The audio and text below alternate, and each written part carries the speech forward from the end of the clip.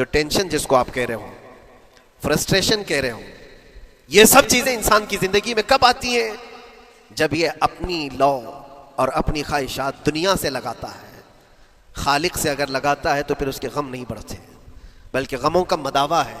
اسی لیے بزرگوں نے فرمایا کہ اگر ٹینشن فری جینا چاہتے ہو تو انسانوں سے امیدیں کم کر لو، اللہ کی ذات سے یقین بڑھا لو۔ السلام علیکم دوستو، کیسے ہیں آپ سب؟ امید ہے خیر و عافیت سے ہوں گے۔ تو دوستو، ایک نئی ویڈیو کے ساتھ آپ کی بارگاہ میں حاضر ہوا ہوں۔ امید ہے آپ کو یہ ویڈیو بہت زیادہ پسند آئے گی۔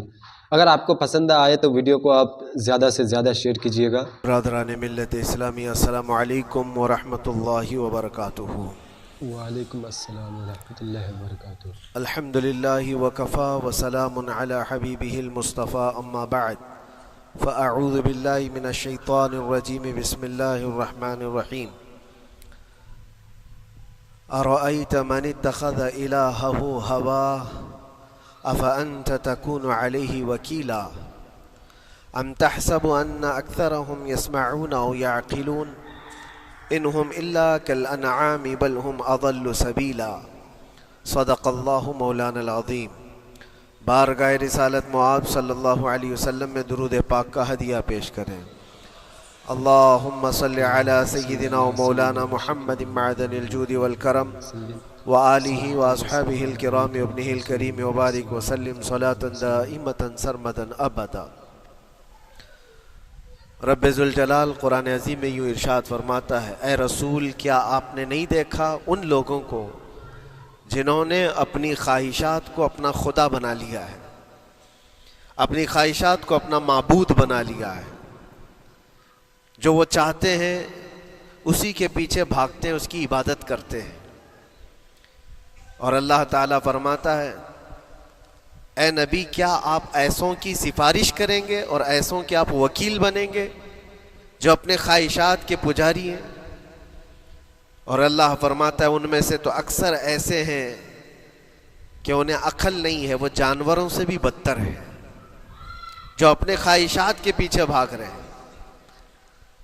شیخ اعظم سیدنا محی الدین ابن عربی رحمۃ اللہ تعالی علیہ، ان کی کئی چیزیں لوگوں میں ایسی بھی مشہور تھی کہ شیخ محی الدین ابن عربی ایسے ایسے الفاظ بول جاتے ہیں جو شریعت میں ہوتے نہیں ہیں۔ بہت سارے مسائل ان کے ہیں، لیکن ایک بار شیخ محی الدین ابن عربی بیٹھے ہوئے تھے، کرسی پر ہے، سامنے مریدین بھی ہیں، بہت سارے ملنے والے لوگ بھی آئے ہوئے ہیں۔ اسی اثنا میں انہوں نے ایک جملہ ایسا کہا، واقعی اگر آپ کے سامنے بھی ایسی بات آئے تو آپ بپھر جائیں۔ شیخ محی الدین ابن عربی کہتے ہیں، اے لوگوں جو تم سب یہاں میرے پاس بیٹھے ہو، تمہارا خدا میرے پاؤں کے نیچے ہوتا ہے، تمہارا خدا میرے قدموں کے نیچے ہوتا ہے۔ سب ظاہر سی بات ہے، جیسے ایسا جملہ سنا تو اٹھ کر کے لوگ بھاگنا شروع ہو گئے کہ آدمی کافر ہو گیا۔ شیخ اعظم ہیں یہ، حضرت محی الدین ابن عربی، جن کی بہت ساری کتابیں ہیں، تصوف میں آپ کا ایک بہت بڑا باب ہے۔ لوگ اٹھ کر کے ادھر سے ادھر چلنے لگ گئے کہ ایسے ایسے جملے بول رہے ہیں، یہ محی الدین ابن عربی کو ہو کیا گیا؟ خدا پیروں کے نیچے ہوگا؟ کفریہ جملہ ہے۔ سب تو چلے گئے، دو باقی رہ گئے جو مخصوص مریدین میں سے تھے۔ انہوں نے کہا کہ حضور جو جملے سنے ہم کو بھی کانوں پر یہ وزن لگ رہے ہیں، لیکن کیوں کہا آپ نے ایسا؟ اس کا کچھ معنی ہے؟ آپ جیسے عظیم المرتبت بزرگ سے ایسا جملہ کیسے ممکن ہے؟ انہوں نے فرمایا کہ ان سب کو بھی تو یہ پوچھنا چاہیے تھا میرے بولنے کا مطلب کیا ہے۔ فوراً بدگمانی کیا اور بھاگ گئے۔ تم دو باقی رہ گئے، میں بتاتا ہوں کہ میں نے یہ جملہ کیوں کہا تھا۔ تو کرسی پر بیٹھے تھے اور چٹائی نیچے بچھی ہوئی تھی یا قالین بچھی ہوئی تھی جس پر لوگ بیٹھے ہوئے تھے۔ آپ نے اپنے ان دو مریدین سے کہا یہ چٹائی اٹھاؤ۔ چٹائی اٹھائی تو دیکھا وہاں پر سونے کے چاندی کے سب سکے رکھے ہوئے تھے جو شیخ محی الدین ابن عربی کے پیروں کے نیچے تھے۔ کہا وہ جتنے آئے تھے وہ اسی کی عبادت کرتے تھے، اس لیے میں نے کہا کہ تمہارا خدا میرے پاؤں کے نیچے ہوتا ہے۔ وہ خواہشات کے پجاری ہیں، میں نے اللہ نہیں کہا، اللہ رب العزت وہ قادر مطلق ہے۔ میں نے کہا جس کی تم عبادت کرتے ہو، جس کو تم خدا بنائے رکھے ہو، وہ میرے پیروں کے نیچے ہوتا ہے۔ اور حقیقت ہے میرے عزیزوں، جنہوں نے خواہشات کے پیچھے بھاگنا شروع کیا، در حقیقت وہ اپنا خدا بنا چکے ہیں ان کو۔ کیا ایسا نہیں ہوتا ہے کہ جو بندہ ضدی طبیعت کا ہوتا ہے، چاہ لیتا ہے کہ یہ مجھے چاہیے تو چاہیے، یہ مجھے چاہیے تو چاہیے، یہ جو ضد ہے اپنی خواہش کو پوری کرنا، یہاں پر کہا گیا ہے کہ وہ اپنی خواہش کی عبادت کر رہا ہے، اس کے پیچھے بھاگ رہا ہے۔ اسی لیے اللہ کے نبی صلی اللہ تعالیٰ علیہ وسلم کی ایک حدیث میں آپ کو سناؤں۔ حضور اکرم صلی اللہ علیہ وسلم ارشاد فرماتے ہیں، لا یؤمن احدکم حتی یکون ہواہ تبعا لما جئت بہ، تم اس وقت تک پورے مومن نہیں ہو سکتے جب تک کہ اپنی خواہشات کو میری مرضی کے مطابق نہیں بنا دو گے۔ حضور کے قدموں میں لا کر اپنی ہر خواہش کو قربان کرنا ہو، یہ نہیں کہ میری چاہت تو ایسی ہے، میں خواہش ایسی رکھتا ہوں لیکن شریعت ایسا کہتی ہے، یہ جب ٹکراؤ آیا تو سمجھ لو کہ تمہارے اندر ایمان آیا ہی نہیں ہے، تم مومن نہیں ہو۔ مومن وہ ہے جہاں دنیا کی ساری خواہشات وہ حضور کے قدموں پر قربان کر دیتا ہے، اس کی اپنی کوئی خواہش نہیں ہوتی۔ اسی لیے میں اکثر یہ کہتا ہوں ان نوجوانوں سے جن کو کچھ نصیحت کی جائے تو وہ کہتے ہیں کہ مولانا ہماری لائف ہے، ہمیں انجوائے کرنے دی جائے، یہ ابھی تو ہماری لائف ہے، ہماری اپنی لائف کو ہمیں انجوائے کرنے دیا جائے۔ نادان، کس نے کہا کہ تیری اپنی لائف ہے؟ تیری لائف ہے کہاں؟ زندگی یہ نہیں کسی کی کسی کے لیے، زندگی ہے نبی کی نبی کے لیے، اور نہ سمجھ مرتے ہیں زندگی کے لیے، ارے جینا مرنا ہے سب کچھ نبی کے لیے۔ جو خواہشات کو لا کر کے حضور کے قدموں پر رکھ دیتا ہے تو پھر وہ کہتا ہے میرے عزیزوں، وہ پھر آ کر کے یہ کہتا ہے، اپنی خواہشات، اپنی طبیعت جہاں سب مر جاتی آدمی کی، اس کی اپنی کچھ نہیں ہوتی، تب اس مومن کی زبان سے یہ نکلتا ہے، یا رسول اللہ زمین و زمان تمہارے لیے، مکین و مکان تمہارے لیے، چنین و چنا تمہارے لیے، بنے تو جہاں تمہارے لیے، ہم آئے یہاں تمہارے لیے، اٹھے بھی وہاں حضور کے لیے۔ اس کا اپنا کچھ نہیں ہوتا، اپنی خواہش ہوگی تو میں کرتا رہے گا، اور جتنی خواہشات کے پیچھے بھاگتا رہے گا دنیا اس کا پیچھا کبھی نہیں چھوڑتی، اور نہ ہی دنیا اس کو کبھی سیراب ہونے دے گی، کبھی پیٹ بھرنے دے گی ہی نہیں، وہ بھوکا ہی رہے گا، وہ پیاسا ہی رہے گا جو دنیا کے پیچھے بھاگتا ہے۔ ایک مرتبہ سیدنا عبداللہ ابن مسعود رضی اللہ تعالیٰ عنہ غمگین بیٹھے ہوئے تھے، کسی بات کا غم ہوگا، نبی پاک صلی اللہ تعالیٰ علیہ وسلم کا گزر ہو رہا تھا، آپ نے دیکھا، حضرت عبداللہ ابن مسعود سے پوچھا کہ غم کیوں ہے؟ تو آپ خاموش رہے، تو اللہ کے نبی صلی اللہ علیہ وسلم نے ایک جملہ فرمایا جو آج ہم سب کے لیے سبق ہے میرے عزیزوں، فرماتے ہیں لا تکثر ہمک ما یقدر یکن، اپنے غم کو زیادہ مت بڑھا، جتنا لکھا ہے اتنا مل کے رہے گا، وما ترزق یأتک، جتنا اللہ نے رزق لکھا ہے وہ آ کر رہے گا، وہ تیرے پاس آ جائے گا۔ غم کب بڑھتے ہیں انسانوں کے؟ ہمارے اندر جو ٹینشن جس کو آپ کہہ رہے ہو، فرسٹریشن کہہ رہے ہو، یہ سب چیزیں انسان کی زندگی میں کب آتی ہیں؟ جب یہ اپنی لو اور اپنی خواہشات دنیا سے لگاتا ہے، خالق سے اگر لگاتا ہے تو پھر اس کے غم نہیں بڑھتے، بلکہ غموں کا مداوا ہے۔ اسی لیے بزرگوں نے فرمایا کہ اگر ٹینشن فری جینا چاہتے ہو تو انسانوں سے امیدیں کم کر لو، اللہ کی ذات سے یقین بڑھا لو، اس کی ذات سے یقین بڑھاؤ۔ ہم نے دیکھا ہے اپنی زندگی میں جس سے ہم ملتے رہے، جس سے کچھ خواہشیں رکھتے رہے، یا جس کے متعلق کچھ امیدیں وابستہ کر رکھی، یہاں امیدیں ٹوٹ جاتی ہیں، پھر انسان کا غم بڑھتا ہے، انسان مغموم ہو جاتا ہے۔ اللہ کی ذات سے جو وابستہ ہوا اور وہاں جو آس لگایا، وہ ہر دن بشاشت کے ساتھ جیتا ہے، یقین کے ساتھ جیتا ہے۔ اسی لیے میرے عزیزوں، یہاں جس نے بھی اپنے خواہشات کو دنیا کے ساتھ لگایا ہے اسے کم کرنا ہے۔ لا تکثر ہمک ما یقدر یکن، اللہ کے نبی فرماتے ہیں اپنے غموں کو زیادہ مت کر، جتنا لکھا ہے اتنا تجھے مل کر رہے گا۔ اس دار فانی میں، اس عمل کی دنیا میں ہم نے اپنے بہت ساری چیزیں پھیلا رکھی ہیں۔ ایک چیز میں آپ کو بتاؤں کہ کبھی کبھار میں دیکھتا ہوں موبائل کو، اب سب کے ہاتھوں میں موبائل ہے، اور کبھی کبھار یہ اسٹک بھی ہوتا ہے۔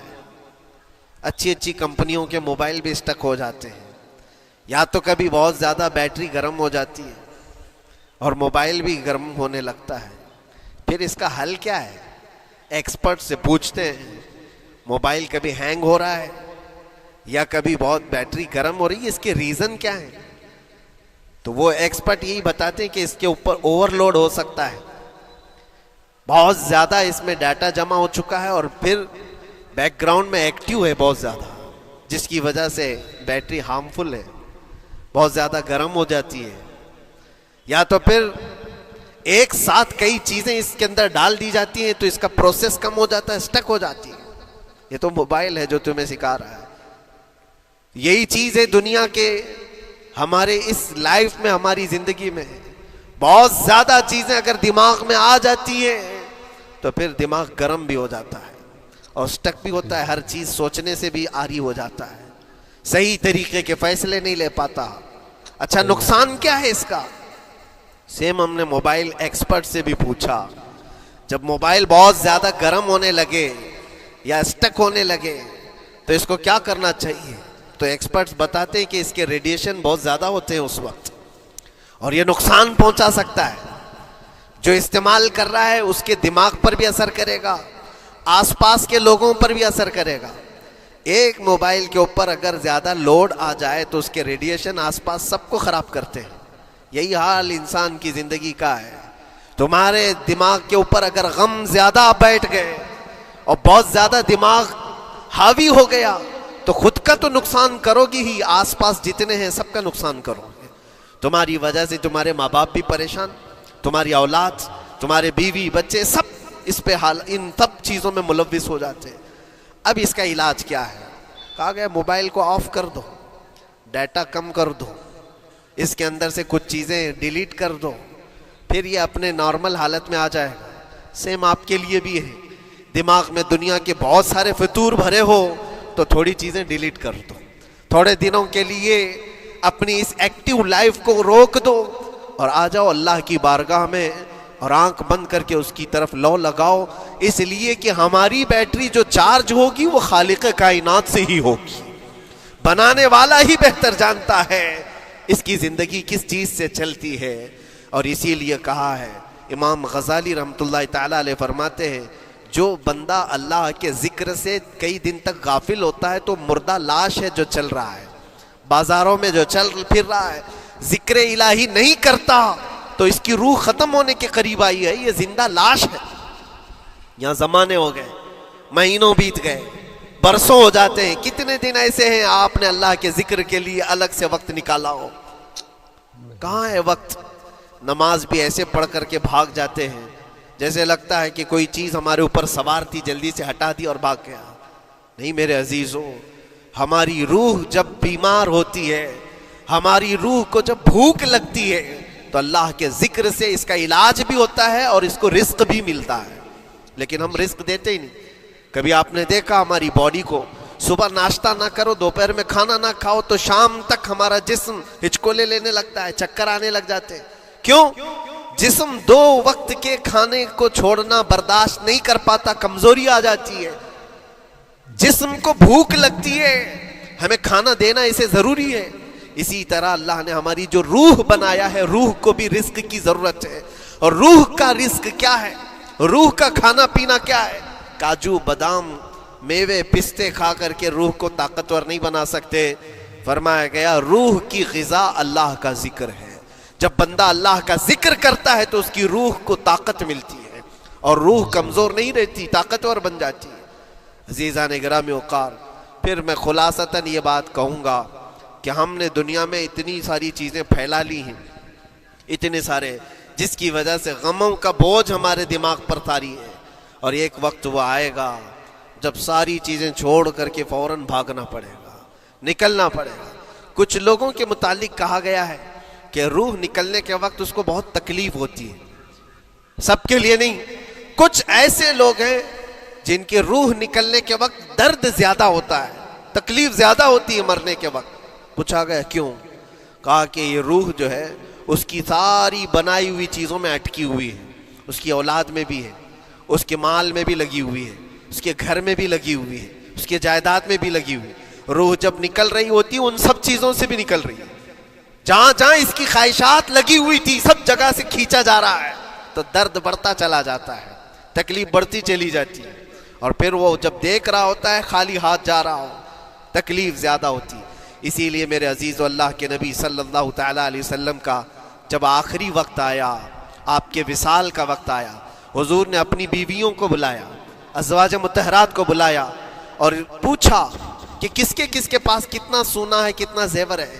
ازواج مطہرات نے کہا میرے پاس اتنا ہے، ان کے پاس اتنا ہے، سب نے اپنے چاندی سونے کے زیورات لا کر پیش کر دیا۔ حضور پاک صلی اللہ علیہ وسلم نے فرمایا اے میری بیویوں، اے میری ازواج، اگر تم چاہو تو یہ سب اللہ کی راہ میں خیرات کر دو، اللہ کی راہ میں اس کو وقف کر دو، خیرات کر دو۔ بیویوں نے پوچھا یا رسول اللہ صلی اللہ علیہ وسلم، کیا آج سے سونا چاندی پہننا حرام ہو گیا ہے؟ کیا ہمارے لیے ناجائز ہو گیا ہے؟ نبی پاک صلی اللہ علیہ وسلم نے فرمایا نہیں، زینت تو تمہارے ہی لیے ہے، سونا اور چاندی تمہارے لیے ہے، حرام نہیں ہے، ناجائز نہیں ہے، لیکن میں دیکھ رہا ہوں میری زندگی کا آخری وقت آ گیا، میں رب ذوالجلال کی بارگاہ میں جانے والا ہوں، میں یہ چاہتا ہوں کہ اس حال میں دنیا سے جاؤں کہ میرے گھر میں سونا چاندی کا کوئی ٹکڑا پڑا ہوا نہ ہو اور اللہ کی بارگاہ میں فقیر اٹھایا جاؤ۔ یہ نبی پاک صلی اللہ تعالیٰ علیہ وسلم کی خواہش ہے کہ میں اللہ کی بارگاہ میں اس حال میں جاؤں کہ میرے گھر میں کوئی چیز رکھی ہوئی نہ ہو، سونا اور چاندی، مال و دولت۔ کیونکہ میرے عزیزوں اسی سے اندازہ کرو انسان اپنی خواہشات میں اتنا گھر جاتا ہے کہ اس سے نکلنا اس کے لیے مشکل ہوتا ہے، اور روح نکلنے کے وقت یہی تو تکلیف ہوتی ہے کہ کہاں کہاں کیا کیا بنایا تھا، کتنا جمع کیا تھا، حساب کرتے کرتے اس کی روح نکل جاتی ہے۔ ہم نے دیکھا ہے، میں اپنا ایک تجربہ بتاتا ہوں، عمرہ سے ہم واپس آ رہے تھے، 40 لوگوں کا قافلہ تھا، ایئرپورٹ پر پہنچے، بہت تاخیر ہو چکی تھی اور فلائٹ کا وقت بہت کم رہ گیا تھا، اور حاجی لوگ ماشاءاللہ جاتے ہیں تو خوب بھر بھر کر کے سامان بھی لیتے ہیں، کیا کیا سامان تھے سب کے پاس، اور ہمارا بار بار جانا آنا ہوتا ہے، میں کبھی کوئی زیادہ چیزیں رکھتا نہیں۔ ہم تو آگے نکلے، گروپ پورا تھا اور سارے لوگ سامان لے کر کھڑے تھے، وقت گزرتا گیا، فلائٹ جہاں چیک ان ہو رہا تھا سامان، انہوں نے کہا کہ 25 کلو سے زیادہ کا الاؤڈ نہیں ہے، اور یہاں 40 کلو لے کر بیٹھے ہوئے تھے، میرا تو تھوڑا سا لے لے، تیرا تو تھوڑا سا لے لے، ایک دوسرے کو پیش کر رہے ہیں۔ 3-4 لوگوں نے تو مجھے پکڑایا کہ آپ کے پاس سامان کم ہے مفتی صاحب، آپ تھوڑا سا ہمارا لے لو، جس کا لے سکتے تھے لے لیا۔ پھر اس کے بعد 1 گھنٹے سے کم ٹائم بچا تھا، انہوں نے کاؤنٹر کلوز کر دیا۔ میں نے دیکھا 20 سے 25 حاجی ایسے ہیں جن کا سامان بکھرا ہوا ہے، اور کیا لے جا سکتے ہیں ہاتھ میں، وہ بھی 7 کلو 8 کلو اتنا ہی تھا۔ ان کی خواہشات میں دیکھ رہا تھا، کوئی مسلح اٹھاتا ہے، کوئی کھجور اٹھاتا ہے، کوئی کہتا ہے نہیں میرے بچوں کے لیے کھلونے لیا تھا اس کو لے لیتا ہوں، وہ لے لو تو مسلح چھوڑنا پڑتا ہے، یہ لے لو تو کھجور چھوڑنا پڑ جاتا ہے۔ کسی نہ کسی طرح سے وہ لوگ آخری وقت 2-4 چیزیں لے کر کے نکل رہے تھے، اور بکھرا ہوا پورا سامان ایئرپورٹ پر ایسے ہی موجود تھا، 1-2 کلو نہیں، کتنے کلو کا سامان چھوڑ کر کے یوں ہی آنا پڑا۔ یا تو پھر فلائٹ کے سفر پہ جاؤ یا سامان میں لگے رہو، 2 ہی آپشن تھے، اور کون وہ چھوٹے سامان کے لیے اپنا سفر ملتوی کرتا۔ واپس آئے، حسرت بھری نگاہوں سے دیکھتے رہے اپنے سامان کو، اور پھر اندر آ کر جب بیٹھے میرے ذہن میں یہ بات گونجنے لگی، یہی حالت ہوتی ہوگی جب انسان دنیا سے جا رہا ہوتا ہے، جب یہاں سے رخصتی کا وقت آتا ہے اور ملک الموت سر پر آ کر کھڑا ہو جاتا ہے، روح نکلنے کے لیے بھی تھوڑا سا وقت باقی ہے، بس منٹوں میں بھی نہیں رہ گیا۔ جب اس کو نظر آتا ہے، اب یہ سوچتا ہے اتنی نمازیں باقی رہ گئیں، اتنی زکات بھی رہ گئی, حج بھی تھا, اور بھی کچھ چیزیں کسی کے دینے کے باقی تھے, قرضے بھی تھے. کس چیز کی نصیحت کروں, کس چیز کی وصیت کروں؟ فلاں جگہ ایک گھر خرید کر کے اس کے ڈاکیومنٹ تو وہاں رکھا تھا, بیٹے کو بھی نہیں بتایا, بیٹی کو بھی نہیں بتایا, پتہ نہیں کس کے ہاتھ لگ جائے گا. یہ خواہشات گھومتی رہتی ہیں, وہ کسی کو بتا بھی نہیں پاتا. ادھر ملک الموت روح نکال کر نکل پڑتے. یہ انسان کی شارٹ لائف ہے, مختصر سی زندگی ہے, جہاں یہ خواہشات دھری کی دھری رہ جاتی ہیں. اسی لیے شیخ سعدی نے بہت اچھی بات فرمائی. ایک بادشاہ نے اعلان کیا تھا اپنے وزیروں میں سے ایک کو, اس سے بہت خوش ہوا اور کہا, جا آج تجھے میں اتنی جائیداد دوں گا, اتنی زمین, اتنی پراپرٹی دوں گا, جتنا تو اپنے ہاتھ میں ایک لکڑی لے کر گھیر دے گا, جتنی زمین تو گھیرے گا اتنی تیرے نام لکھ دوں گا. لیکن اس کے لیے ایک شرط ہے, صبح یہ لکڑی لے کر تو راؤنڈ مارنا اور اتنا گول سرکل بنانا سورج ڈوبنے سے پہلے تک, جتنی زمین گھیر لے گا وہ پوری تیرے نام پر. اس نے سوچا کہ اتنی بڑی زمین میں گھیر سکتا ہوں ایک پورے دن. میاں ممبئی والے اچھی طرح جانتے ہیں, 4x4 کی جگہ مل جائے تو یہاں کتنی بڑی غنیمت ہوتی. اور اس بندے کو بادشاہ نے کہا لکڑی ہاتھ میں لے لے اور لکیر کھینچ, شام ہونے سے پہلے جتنا کرے گا پورا تیرے نام پر. وہ نکلا اور جب لکیر کھینچتے جب چلنے لگا, پیچھے مڑ کے دیکھتا تھا بہت لمبی ہو گئی ہے, اتنی زمین میرے نام پر ہونے والی ہے. دوپہر ہو گئی, وہ واپس آنا نہیں چاہ رہا ہے, واپس آ کر کے سرکل پہ ختم تو کرنا ہے جہاں سے شروع کیا تھا. سوچتا اور تھوڑا کرتے کرتے وہ اثر ہو گئی اس کی. اب اس کو لگا کہ واپس پلٹنا چاہیے. کئی کلومیٹر ہو گئے تھے, اتنے کلومیٹر کی زمین اب وہ اپنے نام پر کروانے والا تھا. لیکن جب واپس پلٹنے کا وقت آیا, سانس پھولنے لگ گئی, کیونکہ صبح سے چل رہا ہے, کھایا بھی نہیں ہے, پیا بھی نہیں ہے, جس چیز کو جمع کرنے کے لیے دوڑتا رہا. اب سورج پیلا پڑ گیا, ڈوبنا کے وقت قریب آنے لگا تو اب بھاگنا شروع کیا. بادشاہ اور اس کے وزیر انتظار کر رہے تھے کہ یہ لوٹے گا بھی. اب دیکھا بڑی دور سے یہ دوڑتا آ رہا ہے, اپنی لکڑی کو لکیر زمین پر کھینچتے ہوئے کہ جلد سے جلد اپنے اس پوائنٹ پر پہنچ جاؤں جہاں سے شروع کیا تھا. سانس پھولنے لگ گئی, دوڑتے ہانپنے لگ گیا. سورج ڈوبنے کے قریب آ گیا, آخری کرنیں باقی تھی اور اس کا پوائنٹ بھی قریب آ گیا تھا. دوڑتے کسی طرح سورج غروب ہونے سے پہلے پہنچ گیا وہاں پر, لیکن کثرت سے بھاگنے کی وجہ سے ٹھوکر کھا کر کے گر گیا اور اپنے اس پوائنٹ پر لکڑی لا کر کے جمع کر دیا. بہت بڑا سرکل, بہت بڑی لکیر کھینچا تھا, لیکن ایسا گرا کہ دوبارہ اٹھ نہیں سکا. جب سپاہی اٹھانے کو آئے تو اس کی موت ہو چکی تھی, اس کی روح نکل چکی تھی. اتنا دوڑا تھا اس کی روح نکل گئی. بادشاہ نے کہا اس نے صبح سے لے کر شام تک اپنے نام جائیداد کرنے کے لیے اتنی دوڑ لگائی, بہت لمبی لکیر کھینچا, اتنی بڑی پراپرٹیز کے نام پر ہوتی, لیکن عقل مند دانشور تھا بادشاہ. اس نے کہا جہاں یہ گرا ہے وہیں اس کو دفن کرو. اور اس کے بعد اس کی قبر پر لکھا گیا تھا کہ اس کو ضرورت اتنے 2 گز زمین کی تھی, دوڑتا کتنا لمبا رہا, صبح سے شام تک اتنی لمبی لکیر کھینچ لیا. لیکن سونے کے لیے اس کو جو جگہ چاہیے تھی وہ بس اتنی ہی سی تھی, وہ 6 فٹ کی جگہ. عزیزان گرامی, یہ ایک زندگی کے کسی کا حادثہ ہو سکتا ہے, لیکن میں نے دیکھا ہے کہ تقریباً سب کی لائف میں یہی ہے. ہم اپنی خواہشات کے پیچھے اتنی تیز دوڑتے رہتے ہیں, لیکن جس چیز کی ہمیں ضرورت ہے اس کی طرف ایک بار بھی نظر نہیں کرتے. کون سی چیز ہے جس کی ہمیں ضرورت ہے؟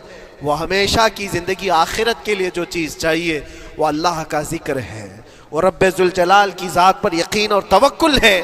آج اللہ نے صحت و سلامتی کے ساتھ زندگی دی ہے تو وقت نکالو اور بارگاہ رب العزت میں آ جاؤ. میرے عزیزوں, آخری بات عرض کرتا ہوں, خواہشات جہاں ختم ہونی چاہیے وہ کیسی ہے؟ اللہ کے نبی صلی اللہ تعالیٰ علیہ وسلم مجلس میں بیٹھے, ایک صحابی کا مسئلہ تھا. ایک صحابی کا مسئلہ ایسا تھا کہ وہ صبح جلدی دوڑ کر کے چلے جاتے تھے. صحابہ نے ان کی شکایت کی کہ یہ فجر میں اتنی جلدی چلے جاتے ہیں کہ کسی سے ملتے ہی نہیں. حضور نے پوچھا کہ وجہ کیا ہے؟ ان سے پوچھا گیا تو انہوں نے کہا یا رسول اللہ صلی اللہ علیہ وسلم میرا گھر ایک یہودی کے گھر سے لگا ہوا ہے اور یہودی کے گھر پہ ایک کھجور کا درخت ہے جس کی شاخیں میری آنگن میں بھی آتی ہیں اور پکی کھجوریں صبح صبح میرے آنگن میں گر جاتی ہیں. میں اس لیے جلدی دوڑ کر کے جاتا ہوں میرے بچے اٹھنے سے پہلے وہ کھجوریں جمع کر کے میں اس یہودی کو دے دوں کہ کہیں انجانے میں میرا کوئی بچہ وہ کھجور کھا نہ لے. ہمارے لیے وہ حلال نہیں ہے. یہ صحابی رسول کا عمل تھا. اللہ کے نبی صلی اللہ علیہ وسلم نے فرمایا اپنے بچوں کو حلال کھلانے کے لیے اتنی فکر. عزیزان گرامی وقار آپ سنیے, یہ تو حالات ایسے ہو گئے یہاں بڑے بڑے درخت ہی نگل گئے, کھجور تو چھوڑے ڈکار بھی نہیں. حرام چیزوں کے اوپر تو کئی لوگوں کی زندگی آباد. خیر, حضور پاک صلی اللہ علیہ وسلم نے ان کا مسئلہ دیکھ کر کے, ان کی تکلیف کو دیکھ کر کے اپنے صحابہ میں اعلان کیا کوئی ہے جو اس یہودی کا درخت خرید کر کے میرے اس صحابی کو دے دے, میں اسے جنت میں پورا باغیچہ عطا کروں, جنت میں پورا باغ اسے عطا کروں. صحابہ ظاہر سی بات ہے ایک بار حضور نے فرمایا تو پھر اس کو حاصل کرنے کے لیے ایسی دوڑ لگتی تھی, سب گئے میں حاصل کر لوں میں حاصل کر لوں. اب اس یہودی کو منانا تھا کہ تو ایک درخت جو ہے اپنے پڑوسی کو بیچ دے, آنگن میں اس کے ہے بیچ دے. اب اس کو لگا کہ ان لوگوں کی ضرورت ہے, مجبوری ہے, تو وہ بھی اکڑ کر بیٹھا کہ مجھے بیچنا نہیں, مجھے دینا نہیں. اب سنیے میرے عزیزوں, مدینے میں ایک صحابی ہیں ابو دحداح, اللہ اکبر, کبھی میں پڑھتا ہوں تو حیرت ہوتی ہے. ابو دحداح مدینے کے اس صحابی کا نام ہے جن کا باغیچہ پورے مدینے میں سب سے مشہور ہے, ان کی کھجوریں سب سے مہنگی کھجوریں. اوالی مدینہ آج بھی مشہور ہے جہاں کی اجوا کھجوریں بہت پسند کی جاتی ہیں. ابو دحداح کا باغیچہ بنا ہوا تھا, بڑا خوبصورت تھا. لوگ مثال دیتے تھے, تعریفیں کیا کرتے تھے, ابو دحداح کا باغیچہ مدینے میں سب سے قیمتی باغیچہ ہے. ابو دحداح حضور کی بارگاہ میں آتے ہیں, کہتے ہیں یا رسول اللہ صلی اللہ علیہ وسلم اگر میں اس ایک درخت کو خرید کر کے وقف کر دوں تو کیا میرے آقا مجھے بھی ملے گا جنت میں؟ اللہ کے نبی نے فرمایا جو میں نے وعدہ کیا ہے وہ تجھے بھی عطا کیا جائے گا. ابو دحداح کہتے ہیں اس یہودی کے پاس سیدھے آتے ہیں, کہا کہ تو ایک درخت بیچ دے گا, بدلے میں تجھے بہت اچھی قیمت دیتا ہوں. اس نے کہا کیا دو گے؟ کہا مدینے میں ابو دحداح کا باغیچہ تمہیں پتا ہے؟ اس نے کہا ہاں جانتا ہوں, نام بہت سنا ہوا ہے. کہا وہ پورا باغیچہ اس ایک درخت کے بدلے دے دیا جائے گا, ایک درخت کے بدلے دے دیا جائے گا. اس یہودی نے کہا کیا مذاق کر رہے ہو, یہ کیا مذاق ہے؟ میرے آنگن میں اگے ہوئے ایک درخت کی وجہ سے ابو دحداح کا اتنا قیمتی باغیچہ دے دیا جائے گا, یہ کیسے پاسبل ہے؟ اس صحابی نے کہا اللہ کے نبی کی بات ہے, ہم مذاق نہیں کرتے. ہمارے لیے وہ ایک باغیچہ کیا ایسے 70 باغیچے ہوں, نبی پاک کی بات پر ہم سب عطا کر دیں, سب ہم وقف کر دیں. اس یہودی نے کہا کہ ان کی تو مت ماری گئی ہے مسلمانوں کی, یہ دیکھو اپنے نبی کی بات پر اتنا قیمتی باغیچہ مجھے دینے کو تیار ہے. اور پھر اس نے سوچا سودا بھی تو اچھا ہی ہے, باغیچہ تو ملے گا ہی, لیکن جو میں درخت بیچ رہا ہوں یہ جائے گا کہاں؟ یہ بھی تو میرے آنگن میں ہی رہنے والا ہے. درخت اگر کوئی خرید لیا تو ایسا تو نہیں ہے کہ یہ درخت وہاں جائے گا, یہ تو میرے آنگن میں ہی ہے. سودا کر لیا. کہا بات اگر سچی ہے تو میں یہ درخت اپنے پڑوسی کو جو تمہارا دوست ہے مسلمان اس کو دے رہا ہوں, بدلے میں مجھے ایک باغیچہ دے دو. ابو دحداح نے اسی وقت لکھ کر کے دے دی, یہ باغیچہ تیرے نام کا ہے. سوچو میرے عزیزوں, جس کو سینچا ہو محنتوں سے, جس باغیچے کو سجایا ہو, وہ راستے میں کھڑے ہو کر کے اس کا سودا کر رہے ہیں. کس بات پر؟ حضور باغ کی بات تھی, رسول اللہ کا فرمان تھا. آئے, ان کی بیوی ان کے بچے, باغیچے میں ہی گھر بنا ہوا تھا, نہایت ٹھنڈا گھر ہوا کرتا تھا, وہ لوگ سکون کے لیے وہاں بیٹھتے تھے. ابو دحداح اپنے باغیچے کے دروازے پر آئے, پھاٹک پر, اندر نہیں آتے, باہر کھڑے ہو کر کے اپنی بیوی کو پکارتے. ام دحداح پوچھتی ہے, وہ آواز آتی ہے کیا ہوا اندر کیوں نہیں آتے؟ باہر کھڑے ہو کر ابو دحداح کہتے ہیں بیگم باہر آ جا, یہ باغیچہ بک چکا ہے, اب ہمارا نہیں ہے, سامان لے, بچے لے اور باہر آ جا. بیوی نے کہا یہ کیسے اچانک؟ نہ کچھ کہا نہ کچھ بتایا، لیکن وہ عورتیں دنیا دار عورتیں نہیں تھیں. وہیں سے اندر سے کہتی ہے ابو دہدا میرا تم پر یقین ہے، اگر سودا کیا ہوگا تو بہت بھاری سودا کیا ہوگا، ورنہ ابو دہدا کا باغیچہ مدینے میں بیچے جانے کے قابل نہیں ہے. کون ہے جو اس کی قیمت لگائے گا؟ میرا گمان یہ ہے کہ میرا شوہر اگر سودا کیا ہوگا تو بہت اونچا سودا کیا ہوگا. ابو دہدا نے کہا میری رفیق حیات باہر تو آ جا، میں تجھے بتاؤں کون سا سودا کیا ہے. باہر آ جا. بچوں کو لیتی اپنا سامان سمیٹتی ہے اور اسی وقت باغیچہ چھوڑ کر کے باہر نکل آئی. ابو دہدا سے پوچھتی ہے یہ اچانک سودا کرنے کی کیا ضرورت پیش آئی؟ یہ اس طرح سے اچانک تم نے سودا کر لیا اور مجھے باہر بلایا؟ کیا سودا کیا؟ کتنے پہ بیچا؟ ابو دہدا نے کہا میرے ہاتھ میں پیسہ تو 1 روپیہ نہیں، 1 درہم نہیں ہے. کہا پھر کتنے میں بیچا؟ کہا اندازہ بھی نہیں کر سکتی.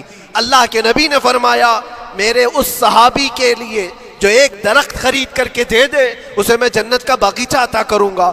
میں نے اپنے دوست مسلم بھائی کے لیے اس کا درخت خرید کر کے وقف کیا ہے اور بدلے میں اس یہودی کو یہ باغیچہ دے دیا ہے.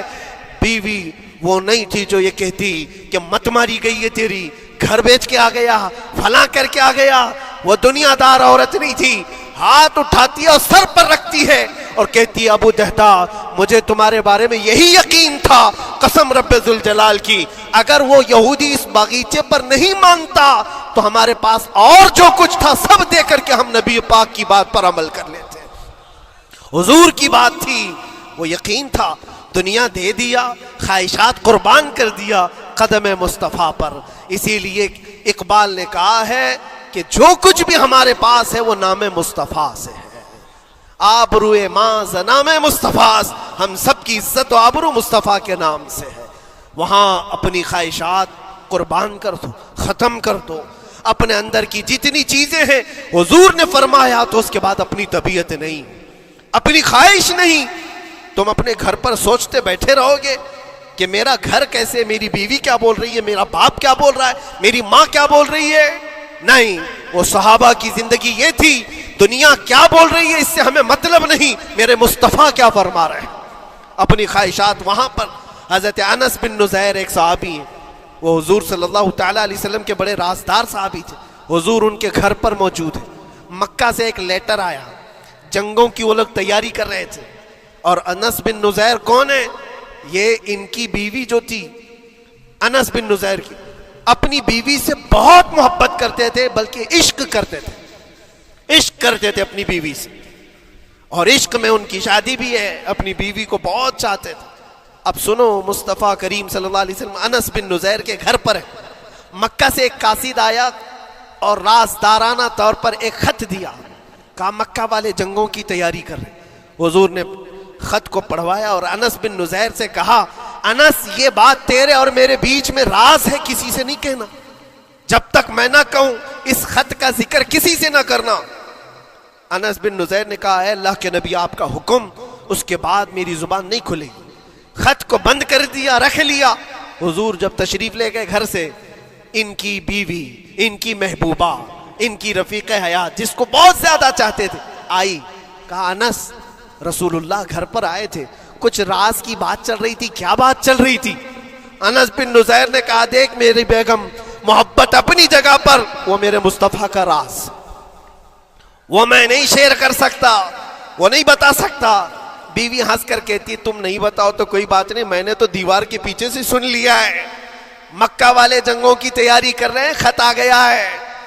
انس بن نزیر نے اپنی بیوی سے اتنی بات سنی، سیدھے جا کر کے گلا پکڑ لیا، گردن کو دبوچ دیا اور کہا اس وقت تک میں تیری گردن نہیں چھوڑوں گا جب تک میرے مصطفیٰ کا فرمان نہ آ جائے. گردن پکڑ لیا اس عورت کی جس کو سب سے زیادہ یہ چاہتے تھے. لے آئے حضور کے پاس.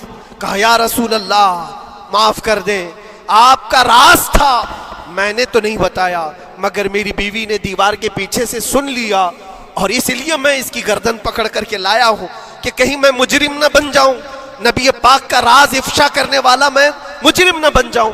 آقا اگر آپ حکم فرمائیں تو میں اس کو ختم کر دوں یا اس کو طلاق دے کر کے آزاد کر دوں، آپ کے فرمان پر میں کامل عمل کر سکوں۔ اللہ کے نبی نے فرمایا انس چھوڑ دے گردن، جس طرح تو ہمارے راز کی حفاظت کرتا ہے یہ میری صحابیہ ہے، یہ بھی میرے راز کی حفاظت کرے گی۔ اس کے بعد ہاتھ چھوڑ دیا اور اپنی بیوی سے کہا کہ دیکھ میری محبت میرا عشق اپنی جگہ پر، بات جب مصطفیٰ کی آئے گی پوری کائنات کو میں چھوڑ دوں گا، میرے مصطفیٰ کی بات کو عمل کروں گا۔ اور اس بیوی نے بھی یہی کہا انس اگر تو مجھے راز بتا دیتا حضور کا، عشق میں ڈوب کر کے، محبت میں ڈوب کر کے، تو جو گلا تو نے میرا پکڑا کل میں تیرا گلا پکڑ کر حضور کے پاس لاتی کہ حضور یہ آپ کی غلامی کے قابل نہیں ہے۔ یہ ان کا کمال درجے کا ایمان تھا، اپنی خواہشات کو قربان کر دیا۔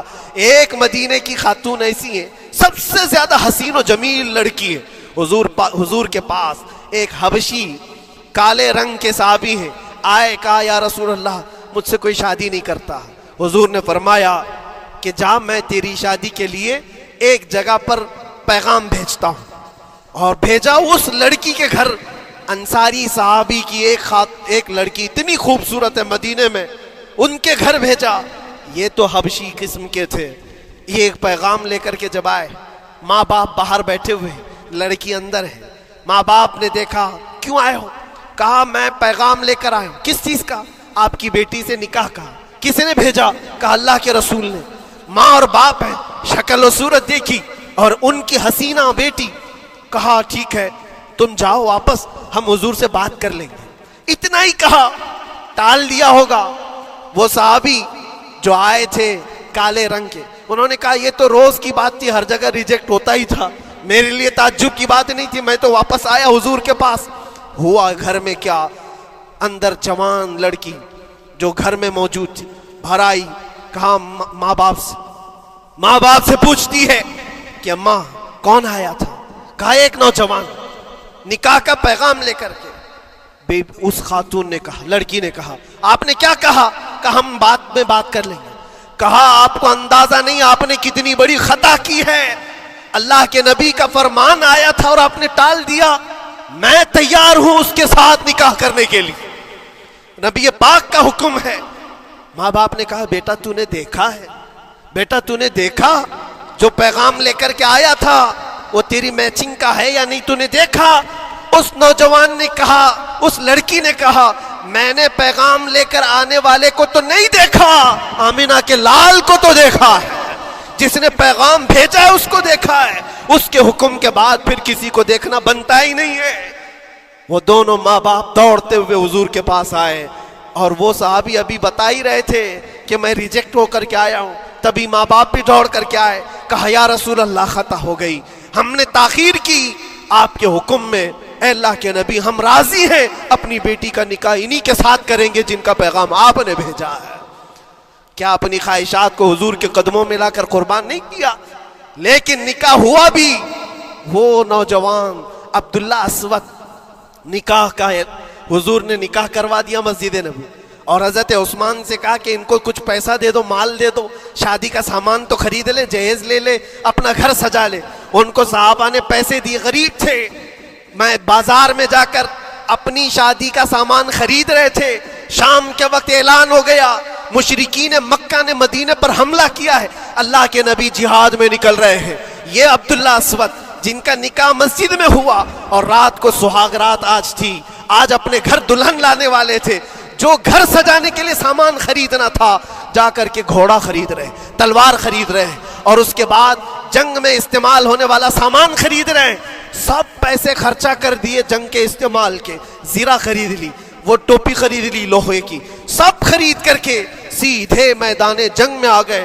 صحابہ بھی پہچان نہیں رہے تھے، صحابہ بھی نہیں پہچان رہے تھے، وہ غریب صحابی کبھی گھوڑے پر نہیں بیٹھے، لیکن شادی کا پورا پیسہ یہ جنگ کے سامان میں لگا دیا۔ اور جب جنگ شروع ہوئی احد کی، میدان جنگ میں جب صحابہ لڑ رہے تھے، حضور پاک پوچھتے اپنے صحابہ سے، یہ ایک جوان ہے جو پورا چہرہ ڈھکا ہوا ہے، گھوڑے پر بیٹھا ہے، جوان مردی کے ساتھ لڑ رہا ہے، اے میرے صحابہ جانتے ہو کون ہے یہ؟ صحابہ غور سے دیکھتے اور کہتے یا رسول اللہ یہ مدینے کا نہیں لگتا، ہمارے آپس کا نہیں ہے، کہیں باہر سے آیا ہے۔ حضور نے فرمایا جا کے غور سے دیکھو، اس کی کالی کالی کوہنیوں سے میں پہچان رہا ہوں وہ میرا عبداللہ اسود ہے۔